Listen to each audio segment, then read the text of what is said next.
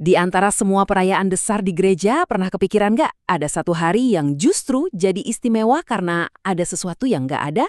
Yap, satu hari yang hening, penuh misteri, dan tradisinya udah ribuan tahun. Nah, hari ini kita kupas tuntas soal hari itu, Jumat Agung.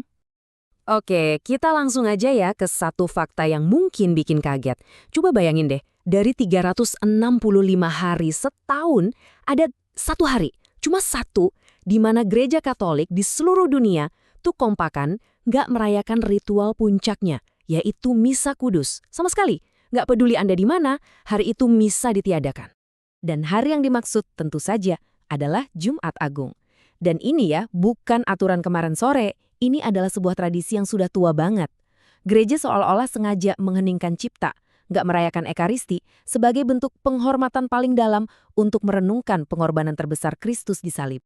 Oke, jadi pertanyaannya kan sekarang, kalau nggak ada misa, terus ngapain? Apa gerejanya tutup gitu aja, gelap dan kosong? Justru kebalikannya. Ada sebuah ibadat yang, wow, khusyuknya luar biasa, unik dan penuh banget sama simbol. Kayak gimana sih bentuknya? Jadi, ibadat ini walaupun bukan misa ya, strukturnya tuh jelas banget. Ada 3 bagian utama.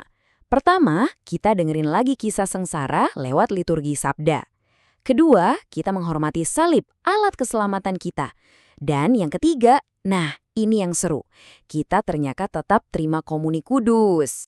Nah ini dia, awal ibadatnya aja udah beda banget, dramatis. Lupakan lagu pembuka, lupakan tanda salib, yang ada cuma hening, hening total. Terus imam dan para petugasnya masuk dan tanpa ngomong apa-apa, sang imam langsung berbaring terlungkup atau tiarap di depan altar. Wajahnya ke lantai. Gerakan ini ada namanya loh, dalam bahasa Latin disebut prostratio. Dan ini penting banget, ini bukan cuma drama atau pertunjukan. Maknanya itu dalam banget. Pertama, ini nunjukin kerendahan hati kita yang paling total di hadapan karya penebusan yang begitu besar. Kedua, ini adalah simbol duka cita, gereja yang lagi nangis karena Tuhannya wafat. Ngomong-ngomong soal waktu, ini juga ada aturannya. Idealnya, secara tradisi, ibadat ini tuh diadain pas jam 3 sore. Kenapa coba? Yah, karena di jam itulah dipercaya Yesus wafat di salib. Meskipun ya, karena kebutuhan umat, kadang waktunya bisa digeser sedikit sih. Tapi, digesernya itu ada batasnya juga. Ada aturan yang cukup tegas. Ibadah Jumat Agung ini nggak boleh lewat dari jam 9 malam. Tujuannya apa? Ya untuk menjaga kekhusyukan dan konteks hari yang super penting ini. Oke, sebentar. Disinilah teka-teki terbesarnya. Tadi kan dibilang di bagian ketiga ada komuni kudus. Tapi dari awal kita udah sepakat, hari ini nggak ada misa. Padahal kan, hosti kudus itu cuma bisa dikonsekrasikan pas misa. Jadi pertanyaannya, hostinya datang dari mana? Nah, disinilah kerennya liturgi gereja. Jawabannya ternyata ada di hari sebelumnya. Jadi hosti yang diterima pas Jumat Agung itu sebenarnya udah dikonsekrasi waktu misa Kamis Putih malamnya. Jadi ada semacam jembatan suci yang nyambungin 2 hari ini. Dan ini bukan cuma soal praktis ya, bukan cuma nyiapin hosti dari kemarin, bukan. Ini punya makna teologis yang kuat banget. Gampangnya gini, Kamis Putih saat Ekaristi diadakan pertama kali. Jumat Agung saat pengorbanan di salibnya terjadi. Dua peristiwa ini tuh nggak bisa dipisahkan, bener-bener satu paket. Jadi, apa sih intinya dari semua ini? Kita rangkum jadi 3 poin penting ya. Pertama, Jumat Agung itu mau bilang pengorbanan Kristus di salib itu adalah pusat dari segalanya.